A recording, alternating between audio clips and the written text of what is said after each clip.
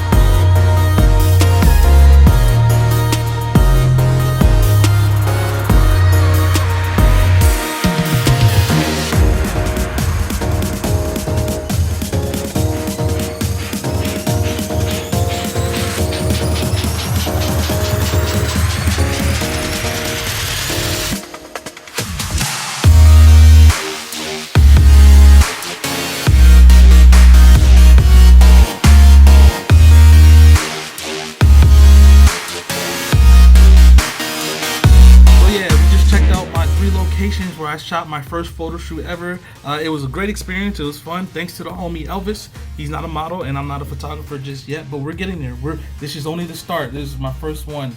If you want to see the pictures that we took, go ahead and follow me on Instagram at Jamaar Connor, and we'll be doing more of these photo shoots. Stay tuned for the next video, and if you haven't already, hit that subscribe button. I greatly appreciate it. And this is Jamaar signing out. Peace.